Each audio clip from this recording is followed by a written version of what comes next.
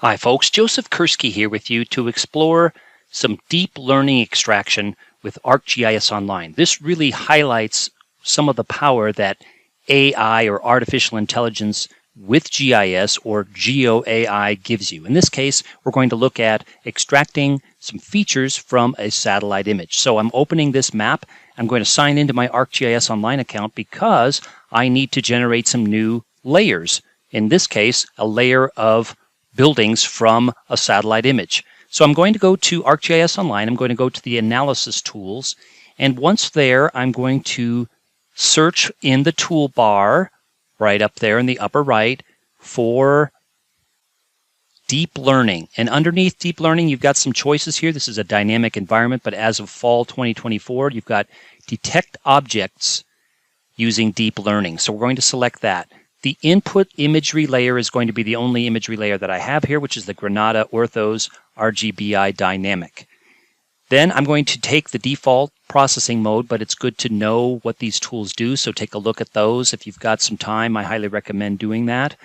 And then I'm going to go ahead to ArcGIS Online Living Atlas of the World, and I'm going to search there for the Building Footprints Extraction USA deep learning package. So I'm going to use that, but I'm going to use it inside ArcGIS Online, which is really quite powerful. You can do this in ArcGIS Pro as well for additional tools. Model arguments, I'm going to leave those as the default. My output name, I'm going to give it a logical name that I and perhaps others, if I share this with others, can find later on. So give it a logical name. And then take a look at this. Is really important when you're running these deep learning tools especially. If I estimate credits here, it's going to take the, notice I haven't changed the environment settings yet. It's going to take the default, which is the entire image, and it's going to give me a large number for the number of credits estimated. Look at that, 409 credits. I don't want that. I don't want to process the whole image. For the purposes of this demo and this lesson, I'm going to take the, not the full extent, but the display extent. And when I rerun the estimated credits now, I'm going to have much less credits consumed, plus it will run a lot faster. So in this case, I'm demonstrating this for the purpose of teaching students about AI tools inside GIS. So I don't really need that whole thing to be processed. So now that I'm going to run that, while that's running, I'm going to take a look at, and you notice I've got history up there, so it's submitted. That's all looking good so far, no error messages. But while that is running, and again, it's running in ArcGIS Online, so that is in itself a paradigm shift that you can actually run these tools, some of these AI GIS tools, inside the online environment. Notice that it's processing. I'm just going to monitor that. But while that's running, I'm going to take a look at a lesson that you can actually run for the Rohingya refugee camp analysis. This is an extensive analysis tool set and package and lesson that you can take a look at. It's a serious issue, refugee camps, and it's looking at different features and how you can extract those from imagery. Obviously, saving much time and much effort, taking advantage of the fact that you might not have sufficient time, budget, staff to accomplish everything that you want to if you're using the old manual methods of extracting features. But using these powerful and expanding, rapidly evolving AI GIS tools, you can extract such things as washrooms and tents and other things in this particular lesson. So take a look at this lesson. It incorporates also some very powerful integrated GIS tools, dashboards. The whole thing is in a story map. You can look at analytical tools inside ArcGIS Online. So take a look at this lesson, the Rohingya refugee camp analysis. It's part of the Sustainable Development Goals from the UN, so all of these lessons in here are very pertinent to our 21st century society and the challenges that we face as a global community. So take a look at this. The coverages, is a certain area of the planet, but take a look at the dashboards that are resulting from the analysis. It's never just running the tools. It's okay, let's make wiser decisions now based on the tools that we're running. So go ahead and take a look at that as part of the ArcGIS family of lessons. Now I'm going to return to my session that I'm running, and it ran in the span of a few minutes that we were chatting about the lesson. So notice here, I'm going to turn off On the left side there, I've got my layers list. I'm going to go ahead and turn off the satellite image so I just verify that I only have the buildings that were within the display extent. So 40 or 50 buildings or so. I'm going to take an inspection, a visual inspection of the ones that it did not capture, and also the ones that perhaps are offset for some reason, maybe the shadows that it was looking at, the algorithm.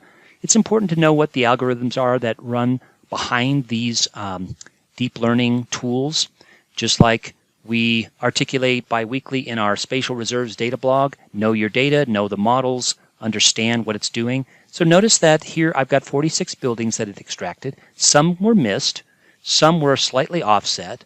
I'm going to take a look at the confidence level. That's one of the columns that I have in my resulting table. I've got the one that's 99.4. Let's take a look at that one and zoom to it, and that you'll see that that's really quite spatially accurate in terms of the spatial accuracy of that particular feature. Oh, there it is. It's in the north central part. Look at that. That's really the vector polygon is very close to the satellite image.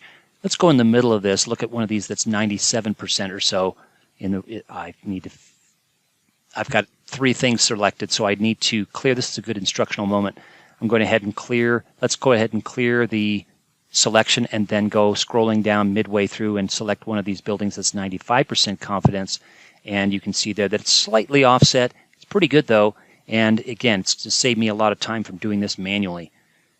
Okay, wonderful. So I've got a couple of fields that it created inside that feature data set.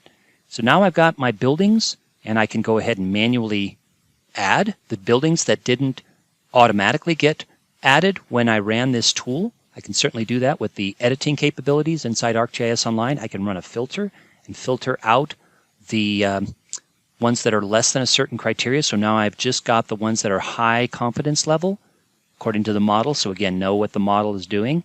Or I can conversely filter out the low confidence polygons. Just go ahead and select. I can run, I can edit, I can give a number in there, or I can just slide this histogram left or right. Confidence is less than 92, 93 or so, and you can see dynamically changes as I scroll on the histogram. Fascinating and powerful to be able to do this. Let's go ahead and delete the filter now, so I've got all of my buildings there. And at this point, again, I could add in manually the rest of the buildings that I deem necessary here. Okay, now I'm going to change the style quickly. I've got a couple of choices here. Counts and amounts color is good. I want those to be polygons, and I want them to be colorized depending on the confidence that I've got in the model as it's run. If I change this to a sort of a reddish orange, it's going to not be very distinguishable from the satellite image unless I change the satellite image symbology. So I'm going to go ahead and change this back to a bluish tinge, which was the smart mapping default on this anyway. So now I've got it a little bit more visible. I could, of course, mute the satellite image or change the display properties of the satellite image. I could make it semi-transparent so the buildings really stand out. Now I'm going to save this map and share it so that you can actually look at it as well. And this is, again, another powerful component of WebGIS, as you can share the results with people so people can make more informed decisions in a team environment, in a group setting, and so on. So now I'm going to go ahead and add a little bit of metadata so that I can find this map more easily in the future, and so can you, and give it some tags. And okay, now I'm going to go ahead and share this with everyone so everyone will be able to look at this in the future. And I've taken the metadata that was originally there. I'm also going to update the sharing of the layer that I've just created through the deep learning tools. Fascinating. So we have extracted buildings. We've run the tool. We've done a little bit with Symbology. We've done a little bit with looking at the confidence level. We've talked a little bit about the environment extent. And this lesson is actually part of my 16 lessons as part of a fundamental GIS short course. This particular lesson I borrowed from one of my colleagues, but the other 15 in here I've actually authored myself. But the point is, you don't have to create all the lessons yourself. If you're an instructor, you can borrow good, wonderful lessons from colleagues. This particular one is Activity 14. I've got others in there, as you can see in this table of contents. If you want to learn quickly about some of the fundamentals of GIS, spatial analysis, symbology, classification, map projections, other analytical tools, including what we just ran, and that is the Deep Learning Extraction Activity 14. So do a search on Fundamentals of GIS 16 Activities with my last name, Kursky, and you will find this particular story map, which has all of the 16 activities in it. All right, I hope that was helpful, and I wish you all the best in your future GIS journey. Thanks.